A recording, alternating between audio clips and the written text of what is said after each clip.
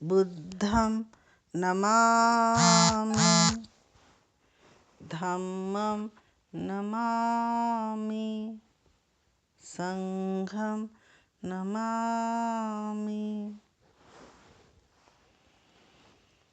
भगवान ने कहा कि जब मैं इस सुख दुख के स्वभाव के मिश्रण को देखता हूँ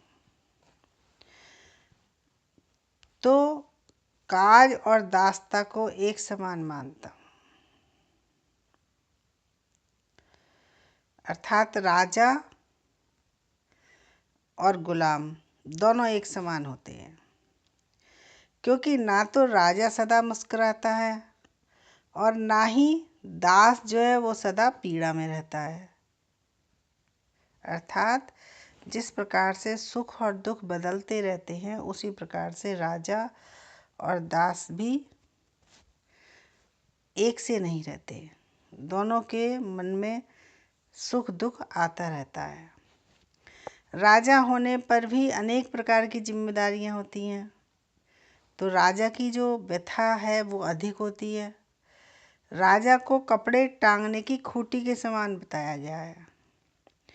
क्यों? क्योंकि जिस प्रकार से खूंटी जो है वो दूसरों के कपड़ों को, भार को वहन करती रहती है, तो ठीक उसी प्रकार से राजा संसार में दूसरों के कष्टों को सहन करने के लिए होता है, दूसरे के दुखों को दूर करता रहता है। जिस प्रकार से खूंटी हमारे कपड़ों को टांगती है, उसी प्रकार से राजा भी हमारे कष्टों को दूर करने के लिए खुद कष्टों को सहन करता है। जो राजा अपने राज्य पर अत्यधिक भरोसा करता है वह अभागा है, क्योंकि वह राज्य उसे एक न एक दिन त्याग देने वाला और धोखा देने वाला है। सदैव तो किसी के पास कुछ रहता नहीं। दूसरी ओर यदि राजा उस पर भरोसा ना करे अपने राज्य पर, तो ऐसे भीरू राजा को क्या खुशी हो सकती है? तो फिर राजा जो है वो भीरू कहलाता है, तो इसलिए उसे खुशी नहीं होती। सारी दुनिया जीत लेने पर भी राजा एक ही नगर में और उसमें भी एक ही घर में रह सकता है। तो क्या राज्य केवल दूसरों के लिए किया गया श्रम मात्र नहीं है? अर्थात राजा जो भी परिश्रम करता है वो दूसरों के लिए करता है। स्वयं तो वो एक छोटी सी जगह में ही उठता बैठता सोता है। जन्म से ना तो कोई दोस्त पैदा होता है और ना दुश्मन। हमारे स्वभाव के कारण ही अच्छे लोग भी हमारे दुश्मन बन जाते हैं और दुष्ट भी हमारे मित्र बन जाते हैं। राजा को केवल एक जोड़ा कपड़ा और भूख मिटाने के लिए भोजन की आवश्यकता होती है। इसी प्रकार से एक शैया की आवश्यकता होती है। बाकी सारी जो विशिष्टता हैं वो तो केवल खोखले अभिमान के कारण हैं। यदि संतोष के लिए इन सब वस्तुओं की आवश्यकता होती है तो भगवान कहते हैं मैं बिना राज के ही संतुष्ट हूँ। एक बार यदि आदमी इस संसार में संतुष्ट हो जाए तो क्या सभी विशिष्टताएं आवश्यक नहीं है, अनावश्यक है। अर्थात संतोष जो है वो बहुत अच्छा गुण है। संतोष ही, अगर व्यक्ति संतोष, तो व्यक्ति को एक जोड़ी कपड़े और छोटे से आहार से ही मिलती है। और यदि उसका असंतुष्ट रहने का स्वभाव है तो इतने सारे राज्यों को जीत लेने के बाद, धन की वर्षा होने के बाद भी वो असंतुष्ट ही रहता है। जिसने आनंद की ओर जाने वाला मंगलकारी पथ पा लिया है वह सांसारिक भोगों के धोखे में नहीं आ सकता। जिस व्यक्ति ने प्रज्ञा का रस चख लिया है, जिस व्यक्ति ने साधना के परिणाम को देख लिया है, जिस व्यक्ति ने शुद्ध ज्ञान को जान लिया है, वो कभी भी सांसारिक भोगों के फंदे में नहीं फंसता और इसके लालच में वो कभी भी नहीं आता। भगवान कहते हैं कि मैंने रोष में अर्थात क्रोध में आकर घर का त्याग नहीं किया, और ना ही इसलिए त्याग किया कि शत्रु ने मुझे बाण से मारा हो, मुझे गद्दी से हटाया हो, मुझे गिरा दिया हो। और भगवान कहते हैं ना ही मेरी कोई महत्वाकांक्षा है।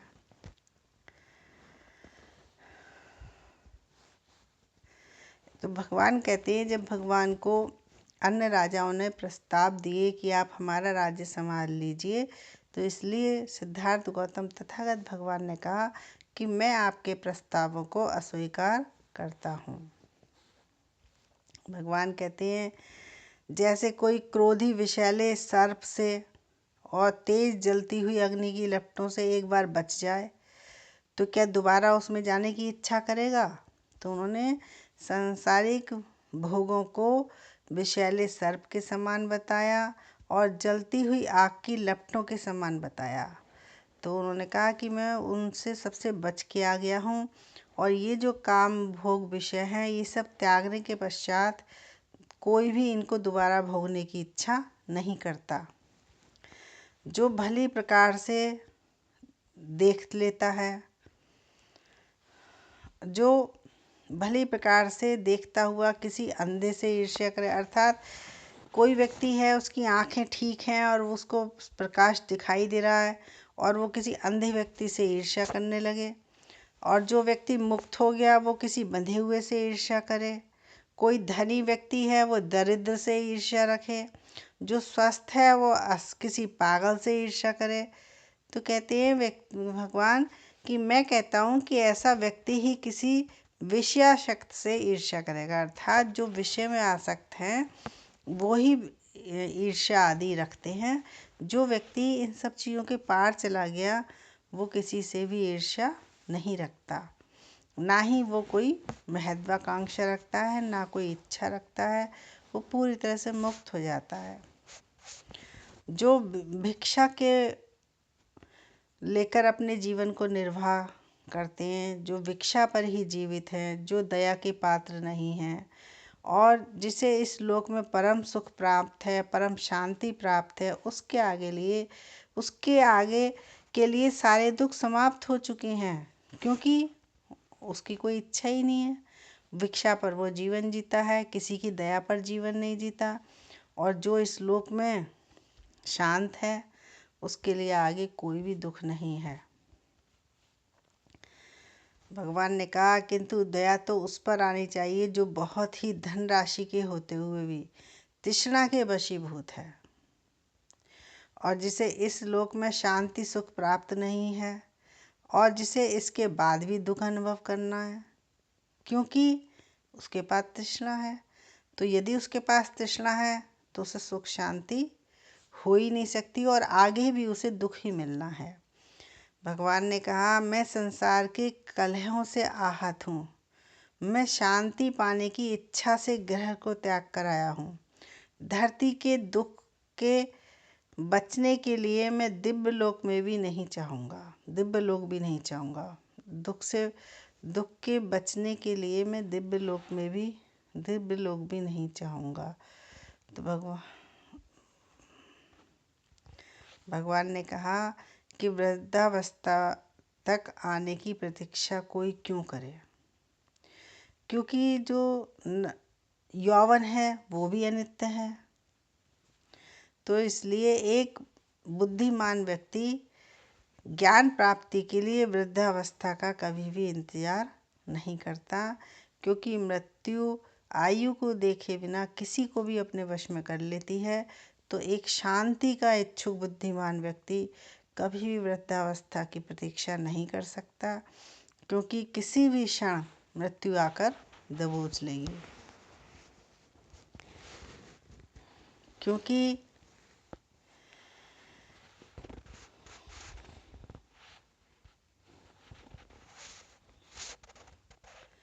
दूसरों को दुख देकर इस संसार में आदमी को भले ही सुख प्राप्त हो, कुछ समय के लिए ही होता है,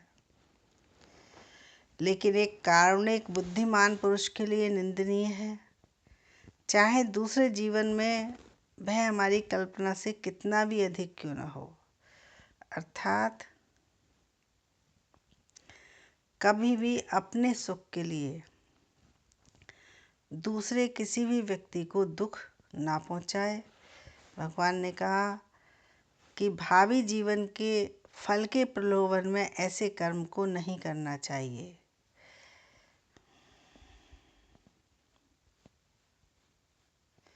भगवान ने कहा कि युद्ध की जो समस्या होती है वो निश्चित रूप से झगड़े की समस्या है।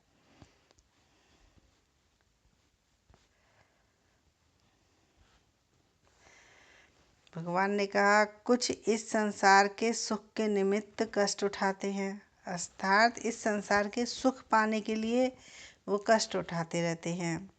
कुछ लोग स्वर्ग के लाभ की इच्छा से परिश्रम करते हैं और कुछ प्राणी आशा के लिए शोक में पड़कर अपने उद्देश्य को प्राप्त नहीं करते, सुख को खोजते हुए, और निश्चित रूप से वो दुख में ही जा गिरते हैं।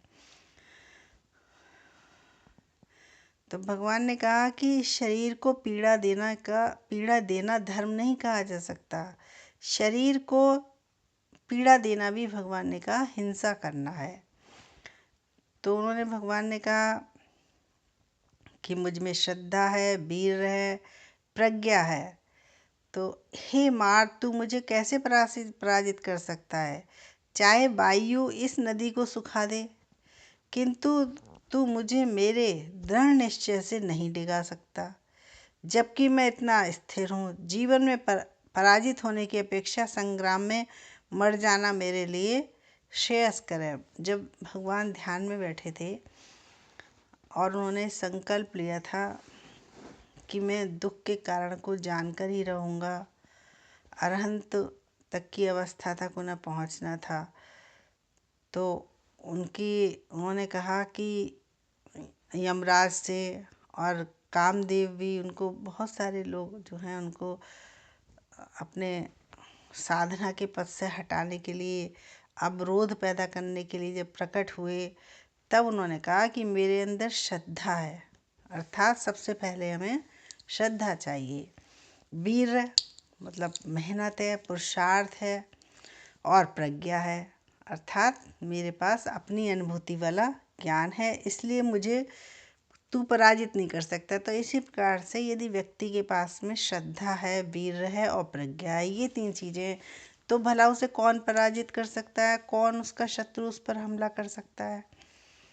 तो उन्होंने कहा कि चाहे वायु नदी को सुखा दे, लेकिन मेरा जो निश्चय दृढ़ है उसमें मैं इतना स्थिर हूँ कि मैं पीछे नहीं हट सकता। तो इसी प्रकार से प्राणी को भी चाहिए कि वो श्रद्धा रखे, वीर करे और प्रज्ञा को धारण करके आगे बढ़ता रहे और कभी भी किसी से पराजित ना हो। दूषित प्रवृत्तियां जो होती हैं, तो भगवान को अपने धर्म से हटाने के लिए, अपनी साधना से हटाने के लिए जो दूषित प्रवृत्तियां थीं वो भगवान के चित्त में घुस गईं। जैसे कि कौवा किसी पत्थर को चर्बी का ढेर समझकर उस पर आ जाता है, तो चर्बी का जो पत्थर पर चोंच मारेगा तो उसकी चोंच में ही दर्द होगा, क्योंकि वो तो पत्थर है। और वो चोंच क्यों मार रहा है? क्योंकि वो चर्बी का ढेर समझ रहा है। तो इसी तरीके से दूषित प्रवृत्तियां भगवान गौतम के चित्त में घुसी, वो कुछ कर ही नहीं पाई, उनका कुछ बिगाड़ ही नहीं पाई। तो निश्चित रूप से सोचना है, वो कौवा ये सोच कर जाता है कि मैं जो हूँ यहाँ नरम नरम भोजन पाऊँगा और संयोग से कुछ मीठा भी है, तो जबकि लेकिन उसे हाथ के लगता है, खाली हाथ वो चोंच मार के अपने को हानि पहुंचाकर अपने को पीड़ा देकर ही वापस लौट जाता है। तो जिस प्रकार से कौवे को कुछ मीठा प्राप्त नहीं होता और वो वहाँ से वापस चल देता है, उसी प्रकार चट्टान पर आक्रमण कर रहे कौवे की तरह मन की जो दुष्ट प्रवृत्तियाँ वो भी निराश होकर गौतम को छोड़कर चली गईं। जिस प्रकार से कौवा चर्बी का ढेर समझकर पत्थर को छोड़कर चला जाता है, ठीक उसी प्रकार से जो दूषित प्रवृत्तियाँ थीं, जो गौतम बुद्ध के चित्त में प्रवेश करना चाहती थीं, वो भी वापस लौट गईं।